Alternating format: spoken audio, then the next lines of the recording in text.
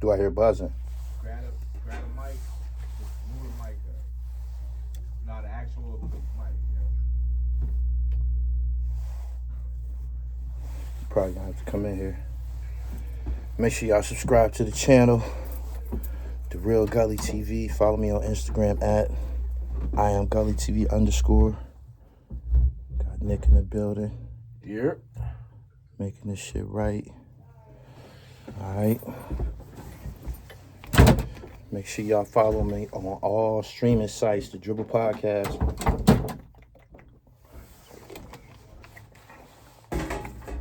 Follow me on Twitter at GullyTV1.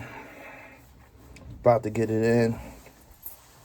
I ain't recorded in the booth in about 2 weeks. The Dribble's still popping. My most recent episode, I believe, was part 2 of Love, talking about the situation between Prodigy and Littles. Nick, you ready? The situation between Prodigy and Littles at Central Park that was depicted in Prodigy's book, My Infamous Life. Love also went through some history of him hustling down in Virginia and his disconnect with Jay-Z, a childhood friend from Marcy Projects. Twitter at IamGullyTV_. Get this episode out to y'all. Sound good to me. You ready? Let's go. Turn me up. Let's get him. Play my song. Play my motherfucking song.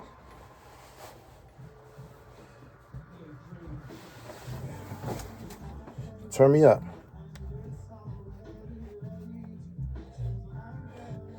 Truck drivers, make sure y'all buckle up. Get that product there on time. And tune into the Dribble. We're about to take this ride down the highway, man. Tomorrow begins another work week. First complete business week of February. Let's get it in. Yep. Take my shoes off.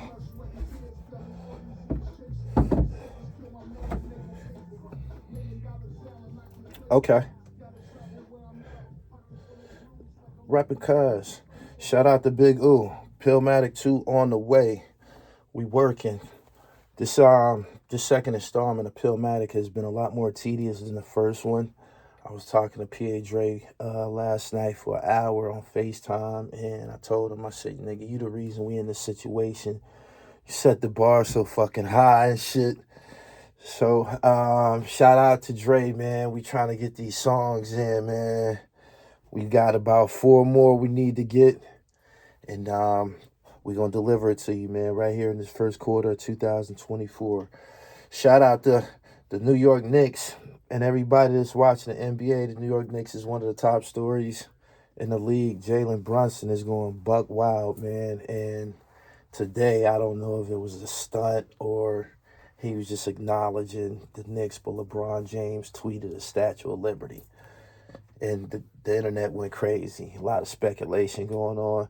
If he feel like he want to leave LA and go to New York to close out his career or whatever, I ain't got no problem with that, man. He's been a great service to the Lakers, man. They failed to put people around him, man, that could establish a dynamic team, and it has to be some type of issue within the organization, because Russell Westbrook, who they tried to blame a lot of shit on, he went on to the Clippers, and the Clippers is number 3 in the West. They doing great. He's playing wonderful. That's all you see is Westbrook highlights these days. People try to forget about how he was just treated, forced into a lot of uncomfortable positions the last few seasons, but, he done made it through it.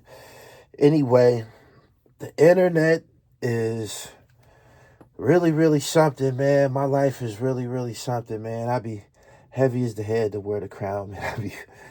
I be going through it, man, but I got to stay in shape, man, so I can carry this load, man. I got a lot of things going on. As you all know, y'all who follow the platform. I went out to Oakland to play in Mr. Fab's celebrity basketball game out there at Oakland Tech. I had a wonderful time. I did my thing. I had a great time in Oakland, man. I love Oakland and shit, man. Oakland has a fucking problem. Oakland has a problem, a serious problem. They got to hustle. This is their form of hustling out there. It's called bipping. And they busting windows, man, with this silent gadget, man. And they bust your windows and take your bags and shit out the cars and shit like that. I didn't know how big this shit was until I became a victim of it. Now, I had been warned about this shit prior because I done been to Oakland a few times in recent years, recent months. I done been out there like 3 or 4 times, and every time I'm out there, niggas be tripping about parking and, niggas just be paranoid about where they leave their car at and parking and shit like that. It's this big thing, like, take everything out of the car. When you leave the car, take everything out. You know what I'm saying? Don't leave nothing, not a charger, no nothing, man, because they busting motherfuckers' windows to get in cars, man. You'll see, walking down the street, you'll see glass all up and down the concrete and shit. You'll see cars, nice cars, with their windows rolled down. That's a defense mechanism that people are using and shit. They just roll their windows down and don't have nothing in the car so you can see ain't nothing in the car so you don't have to bust their fucking windows and shit. I guess they big on going after foreign cars, of course, luxury cars, and cars that look to be rentals, because a lot of people, I'm being told this, a lot of people come to Northern California to buy drugs and shit, to buy weed and shit like that. And niggas come out there and get hotels and be having large sums of money and be having them in cars and shit like that. And I'm told that niggas is out there getting rich. There's niggas who up off bipping. This is their thing and shit. To me, it's like some juvenile shit, some shit that I probably was involved with when I was like about 14 or some shit. I don't knock nobody, man, for what they do to make ends meet. Only the real can relate to shit a hungry man to try. It was a traumatizing experience, I ain't gonna lie, because it happened in close proximity of us. We was right in the restaurant and the whip was right outside, and we was somewhat warned by the proprietor, the dude to run the restaurant and shit. You know what I'm saying? The parking lot was packed. It was, where to park in the parking lot, but you could park out on the street, like right on the other side of this parking lot. It's still right in front of the establishment. On the East Coast, this would have been a regular great parking spot. But as soon as we literally stepped away from the car, now I went in the restaurant, and on a table right next to the salt and pepper shakers, they got this little ass sign that says, "We've been experiencing a rash of break-ins. Take everything out your car." Da, da, da, da, da. It's people sitting in this motherfucking restaurant with their luggage and shit like that. You know what I'm saying? And it's people sitting in there with their luggage, and this dude, he's got these little ass signs explaining this shit. So I go out and I move the car. It was parked down the street from the restaurant. We could still kind of see it, but it was parked down the street from the restaurant. I went and got in it and pulled it back and parked it more closer to the restaurant. And I'm thinking, they staking out these joints. They seeing me moving. They seeing my activity with this car and shit. They like, he got something in that. You know what I'm saying? Because the way he's moving it around, like he trying to stop us from getting that shit. And I probably drew attention to it. Make a long story short, went in the restaurant. Wasn't 3 minutes, and these ladies walked up and said, "Hey, is that was your car? They just bust you. They got your bags and shit." Like, and they snatched a MacBook computer bag with some shit in there. They grabbed one of my man's, bags and shit. It was full of clothes and shit. You know what I mean? Gucci slides, mostly clothes and shit, and a couple of watches and shit. You know what I'm saying? Not nothing really crazy and expensive. One was a Movado, one was a Gucci watch. Whatever the case, it belonged to us and shit. But after we, got back to our hotel and we was on our way home and shit like that, we, we concurred, man, they got our clothes and shit. You know what I'm saying? Like, they got our clothes, man. They got our clothes, man. I don't know whether should I be flattered or what. You know what I'm saying? That they went through those extremes to get our clothes and shit. But in my man's bags was a lot of PA knits, a lot of knittage and shit, a lot of fly ski masks and shit like that. We had just did a photo shoot, so I was just saying, to the bippers, you niggas out there in Oakland and shit doing that, living like that and shit. Y'all got them ski masks. My website is therealdribble.com. I got more ski masks for you niggas and all types of flavors and shit. Come back to the website and get some of that fly shit. There's somebody on here that's, in Oakland. Y'all, it didn't made it back to y'all that I got licked or whatever, that we got licked. So, and y'all got the computers and shit. It got the computer got stickers on it and shit. Say Dope Air and Gully TV and Dre Beats and shit. Y'all know who y'all got. Y'all got, little lights, shit like that. Technical shit, chargers. Got my gadget bag and shit. So y'all know who it is and shit. I'm from the element, man. I understand. I was out of bounds, I guess. The GPS, using the GPS in Oakland could be fatal. For real. If you from out of town and you trying to go get something to eat and you hit that GPS, you don't know where it's taking you and shit. Like, you could be going into a hotbed of bipping and shit. Like, and I believe that the area the restaurant was called Buttercups in Oakland. For those who, if you in Oakland and you heard of this restaurant, don't go there. You'll get robbed. They got signs posted talking about they had a rash of break-ins. Break-ins happen when you're not there and shit. You know what I'm saying? When some shit happen in front of you, that's not a break-in. That's a robbery and shit. Motherfucker, you need to be telling your motherfucking patrons you get robbed here, or you probably could die here and shit. Like, this punk motherfucker should be saying that. I ended up going live in his restaurant. I told everybody who they was, Buttercups. He don't give a fuck about the safety of his patrons because he would have went and got a security guard to play the parking lot and shit like that. That's all it takes is one security guard, out there playing the parking lot, and that probably can, suppress some of that shit. He went on to say that, it was an incident at his spot at this restaurant where they hit a motherfucker car right outside the restaurant, directly outside the restaurant. And the person ran out the restaurant because it's their car. And them niggas drew hammers on them and shit like, man, you better get the fuck back. So if it'll go to that, it could go to murder and shit. So this motherfucker need to be telling motherfuckers. He need to be telling motherfuckers, yo, this restaurant is not safe. I know this is the way he feeds himself and his family, but somebody's going to get murdered at Buttercups. For real, it's not safe to go there. That was a brazen daylight robbery. Like, when a motherfucker just bust your car windows in daylight and start removing your bags and pull off, that's some brazen shit. But the big thing about it is the alarm didn't even go off. The alarm didn't go off. It didn't make a sound. It didn't make a sound. Now, after this shit happened, I went and looked on the internet about the bipping that's going on in the Bay. They call San Francisco Bip City.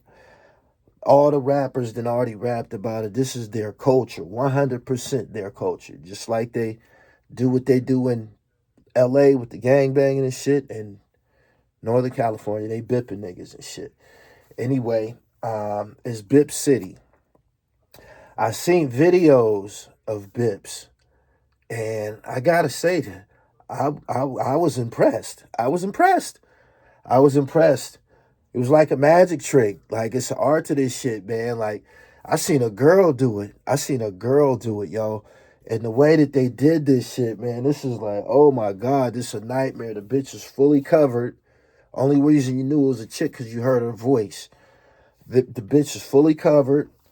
They pulled into a parking lot, like a shopping center or something like that, and pulled right up to the specific car. She walked right up to that motherfucker. It was like she snapped her finger.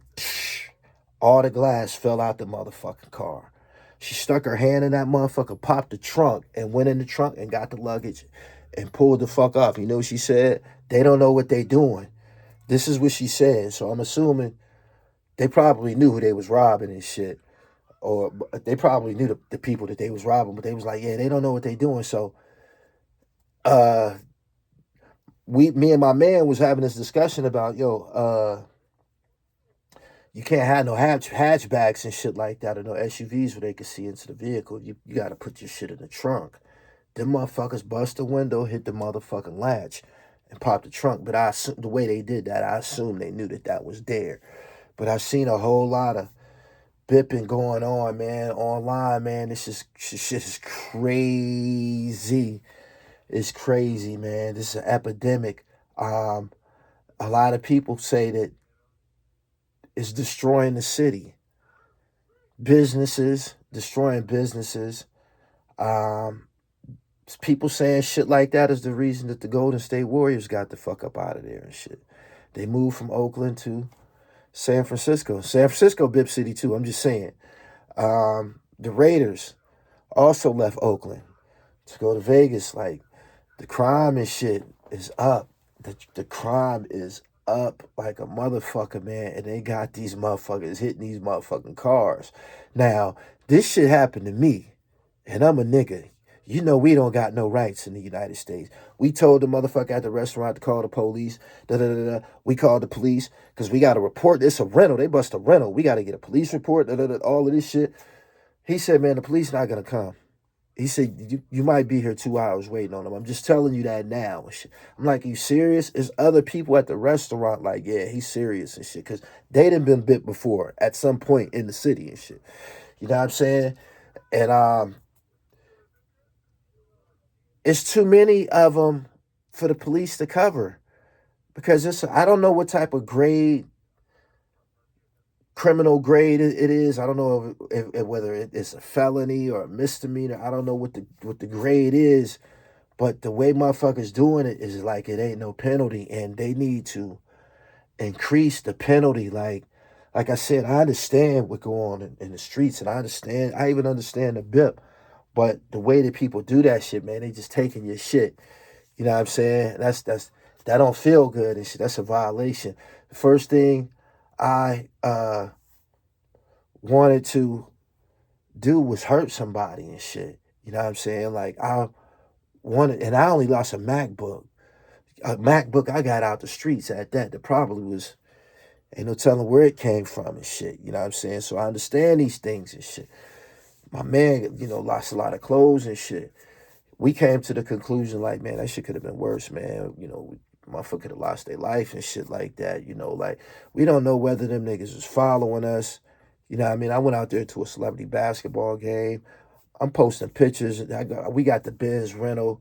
I'm posting pictures. Like, it's a vacation to me. I ain't even come out there to film nobody. I came out there to play basketball. I came out there to eat and play basketball and chill. And that's where my mind frame was at. I wasn't on no extra paranoia defense shit, but I didn't know that this is what is required, man. I didn't know that.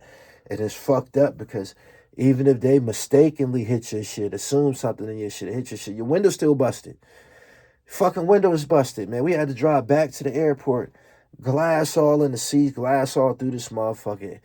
You know what I mean? Big ass hole in the back window, big ass hole in the side and shit. Like, they broke two windows. Like, this is like a barbaric act on the East Coast, man. Like, to bust a motherfucker's windows in broad daylight that you don't know and just start removing shit, that's brazen as a motherfucker.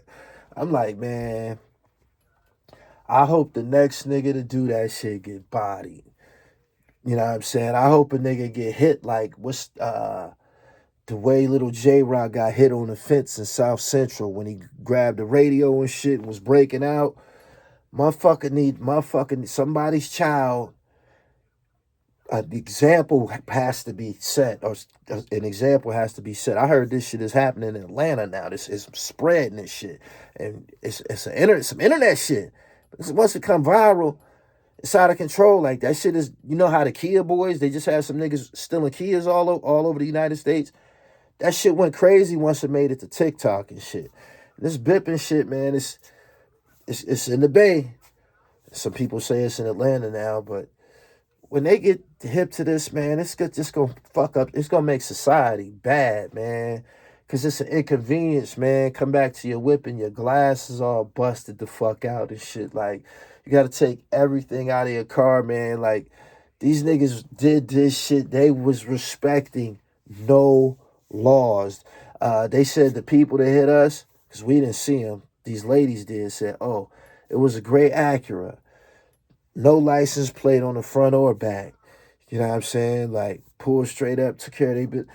These niggas is like lurking around and shit, man, without license plates and just shit. This shit is crazy, man. But after I got an understanding of it, my man was like, bro, niggas is rich from the bip. Like, motherfuckers be coming to the Bay, man, trying to buy 100 pounds. And niggas be having 50, 60,000 and shit in their cars and shit like that. Motherfuckers then came up. It's stories about niggas who didn't jackpot, you know what I'm saying? But yeah, I became a victim of the bip. That's something that made me very, very uncomfortable, man. You know, things happen for a reason and shit, man. I gotta continue to tighten up my game when traveling and shit, man. Like, that shit didn't feel good at all. It didn't, man. Like, that shit did not feel good. But it's what's going on out there. What's going on over here is all this noise upstate New York. I have to talk about this shit. A lot of noise upstate. Shout out to Rochester.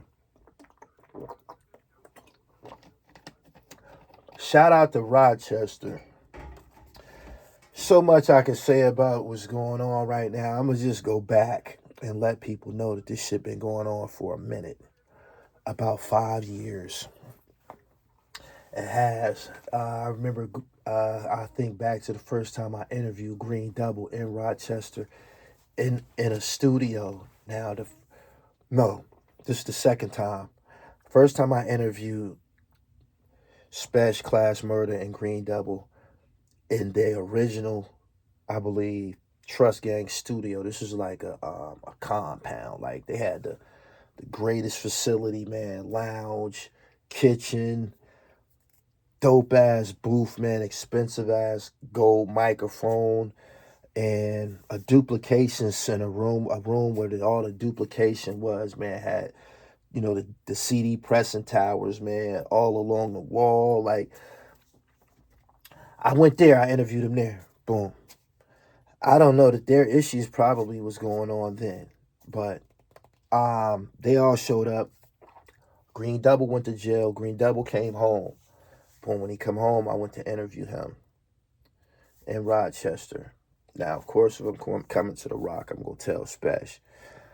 Hit him on my way on the highway, like, yo, I'm on my way to your town. I'll be there in like an hour or something like that. I was around Buff. Be there in like an hour or something. He like, I bet, what you coming to do and shit? I'm like, I'm coming to interview Green Double and shit. He like, oh, word? Okay, that's what's up. Boom, I catch up with you. Now, when I get there to interview Green Double, I didn't know that Spesh is going to be there. When I was pulling up into the parking lot, Spesh and Black G's was pulling off in a truck. He had nodded at me like, yo, what up? Green came to the door and let me in. Now, in this building, there was a couple of studios, possibly 3, but definitely 2 rooms. And when I got in there, they were separated. Which was strange to me because they both was present. Like, after Spesh and them pulled off, they came back within 5 minutes. So Spesh is in the building. He came in the hallway and said something to me and shit. Boom. I'm taking care of my business with Green Double and shit.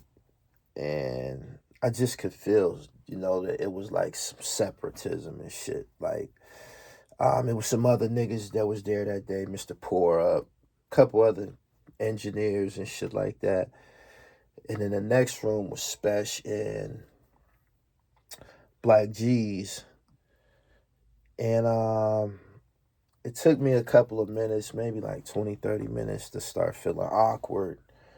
Because, you know, if you come to interview somebody, you would, of course, the MCs, they in the same group, you would want to get them on camera together. We're in the same building, just Spesh in the next room and shit. And I don't even think the door is closed and shit. Like, because niggas is moving in and out. There's people going back and forth between the studios. They just not. Green staying in his room, and Special staying in the other one. At no point did they do any of that. And I'm picking up on this shit. I'm like, damn, I wonder what's going on and shit. I'm like, I'm thinking that these niggas is homies and shit. Like, what I mean? I don't even know that. I believe they from two different parts of Rochester and shit.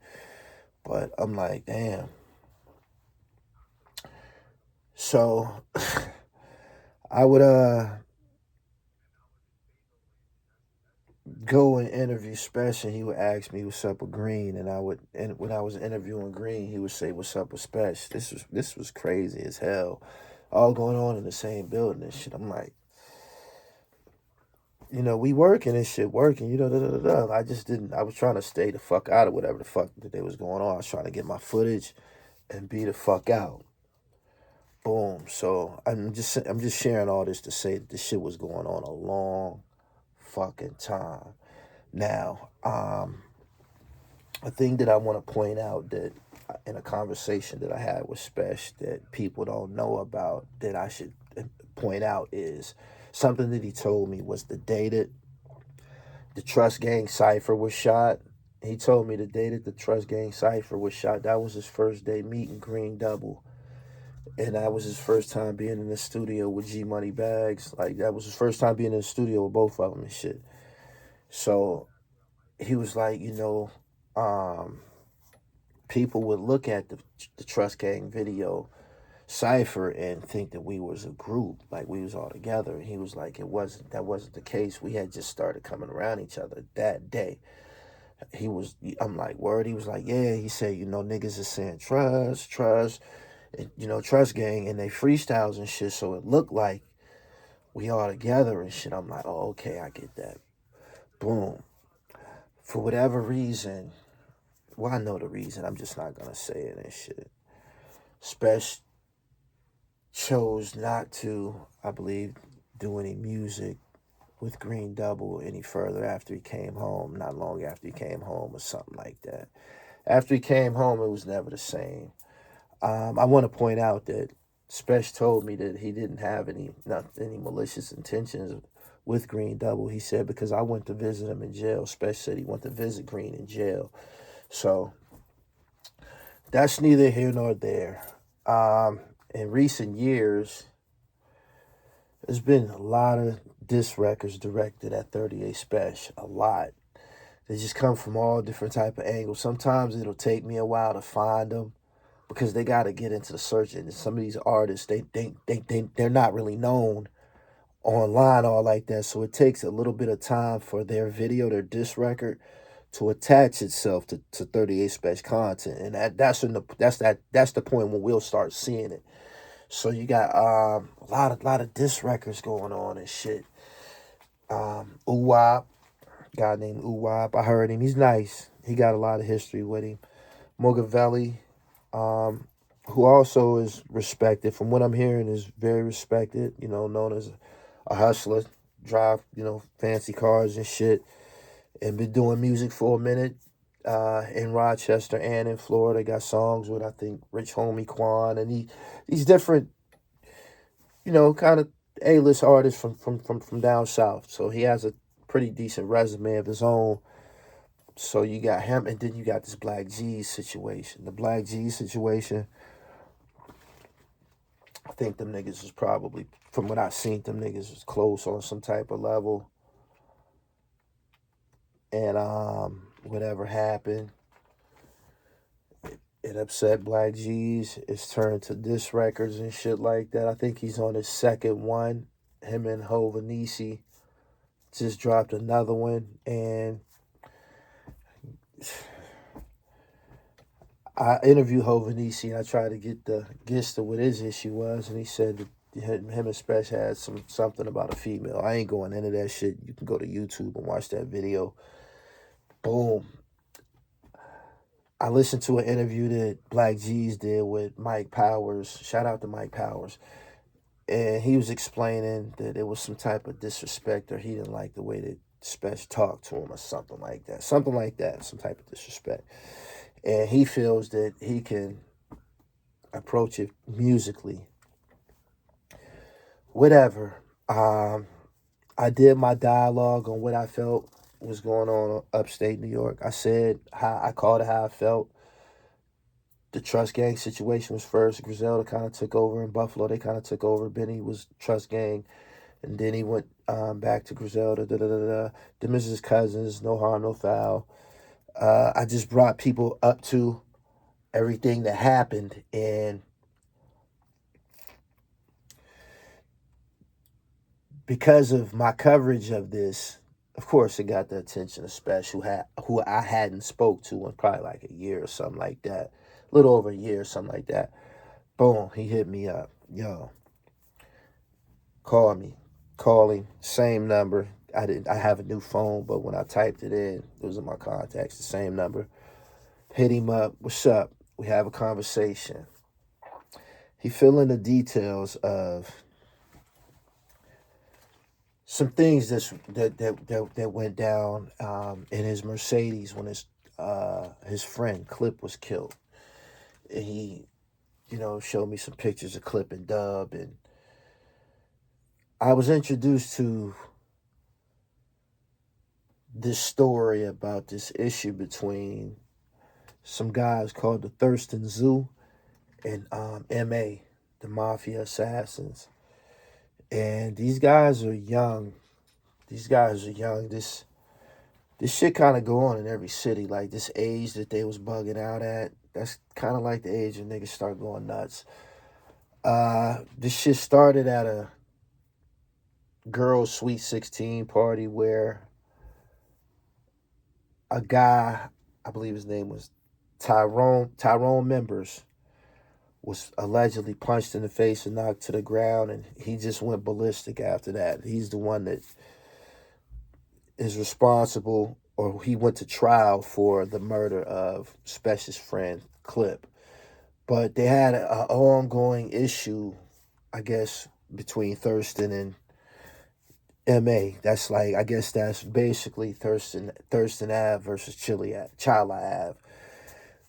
Boom, the young boys, it's on. A lot of wild shit, man. I was enlightened on, and I had to, once I had the conversation with Special, I was able to go on the internet and start Googling people's names and finding out what happened and shit like that. And I was like, wow, these young motherfuckers was doing all this shit, man. And Special's name is attached to this shit. This is a case where that people are implying that Special told in this case. I was explaining to Special like the diss records and all of this shit is gonna continue, about these snitch rumors and shit is gonna continue until you address it. He's never said nothing about, he's rapped about it, but he never said anything about his friend Clip's murder publicly. So boom, we set it up. Our agreement to do this little brief 17-minute interview was that's all we were going to talk about was this murder case. And we weren't going to talk about the guys that dissed him. He didn't want to give no light to any rappers. So for the people who in my comments were saying, yo, this interview wasn't this, he didn't ask the right questions, we agreed. You know what I'm saying? We did a verbal NDA. We agreed not to discuss certain things, and that was his prerogative to set those stipulations for the interview, because at the end of the day, he didn't have to do it. Boom. He got on there. He explained the situation. He gave the name of his friend who was killed in the back seat. He gave the name of the guy who killed him in Blue Trial. He said whether this guy is dead or alive, they can get this paperwork. Now, I guess there was people saying that only reason that they don't have paperwork on 38 Special is because Tyrone Members ended up dying in jail of cancer. And that was I guess that was their explanation. But if somebody passes away, their criminal record, you can still retrieve them docket numbers. You can find criminal record on docket. You can go find John Gotti old cases and shit. He's been dead forever. You can go find John Dillinger. Like you can find it and shit. So, boom. As of right now, nobody has came forward ever with any documents saying that Special did any telling. Now, some of these people are trying to say that this telling happened in the precinct. That still would be mentioned somewhere in the investigation in the PSI or something like that. Like I said PSI, the motion for discovery. You should be able to find out if there were statements given and shit like that. Like that should be in there. That should be in there somewhere, and ain't nobody been able to retrieve this shit. And at the end of the day, like he said, if these niggas had some paperwork on me, they would have been had that shit. They would have been posted that shit. These niggas hate me, man. They would have been, that shit would have been out. You know what I'm saying? And I have to agree with that shit. Like, same shit with me. Motherfuckers tried to put a homosexual tag on me in my birthplace. I'm too big of a deal for some shit like that to be concealed. That shit would have been out. You know what I'm saying?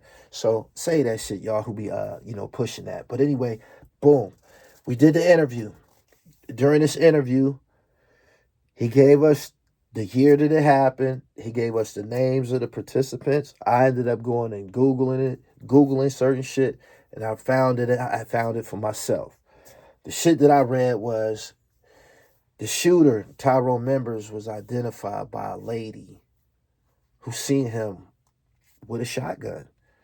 You know what I'm saying? And, you have people saying that, Special did this like this. And we don't have any documents to substantiate this shit. Like the same with Haitian Jack, we don't have any documents to substantiate this shit. And people can say, well, CI this and see. He's not a CI in this instance. His name is Justin Harrell. He said his name. He said you can go look all of this shit up. You know what I'm saying? And he said that you could, I guess, find that he was interrogated for a specific amount of time. And according to him, he didn't say anything. But that's something that's going haywire online. Special's rebuttal was, these are just a bunch of failed rappers, niggas who have failed in life, who they just mad that Special's rebuttal, some people could say it was evasive, because whenever niggas get on a hot seat, they start talking about money and shit like that. And people left the interview feeling that they didn't get what they came for. Maybe in the near future, something else will transpire where he will speak about certain things, but as of right now, nothing.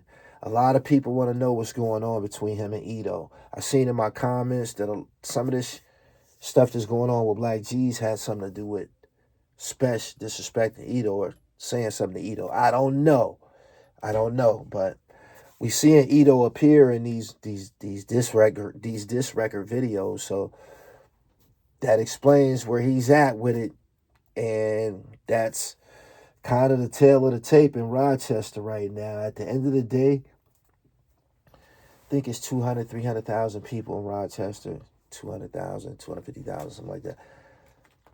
It's too many hot niggas in that city, man, musically. It's too many hot niggas.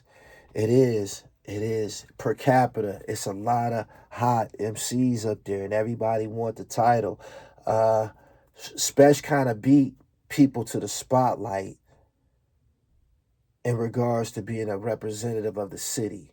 He kind of beat people to the spotlight through hard work. There was people before him. A guy named P.A. Knit was somebody that was named. Like, Rochester has had rappers, you know what I mean, before all of these guys.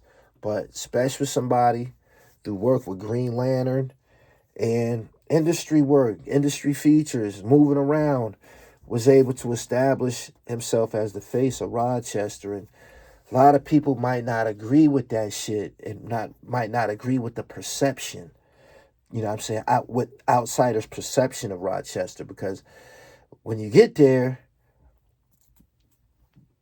it's a whole bunch of motherfucking ballers up there. It's a whole bunch of gunmen up there. It's a whole bunch of hooligans up there. A whole bunch of stick-up niggas, a whole bunch of niggas that'll body you. In Rochester, this is for real. Like, this is a very, very serious city. And niggas want their acknowledgement too. Like, especially from the west side. You got niggas from other parts of the city. Like, man, we get it in too. Like, that nigga ain't like that. Or whatever and shit. But it's coming to a head. I seen this. It was just under the surface, man. But I interviewed a lot of relevant rappers from Rochester, a lot of them, and they make similar music, similar style music, rap about similar topics, similar lifestyle, similar landscape. And when you see that the Cloth don't have no music with somebody like 38 Special, they in the same city, there has to be some type of there has to be some type of discord. There has to be some type of connect. It's disconnect. It's too obvious. It's too obvious. The city is only so big. The Cloth making noise. Noise. You know what I'm saying? Trust Gang, Special making noise. Edo making noise. You start seeing who not working. You know, Green Double, he don't have no album out. Him and Mugavelli have put out some material. Green Double has freestyles. He's a part of the Rochester Noise. You dig what I'm saying? And I stand by my statement that I said. I said that Ransom ain't no nicer than Green Double as far as skills and shit. Whatever Ransom can do, Green Double can do. And I stand by that.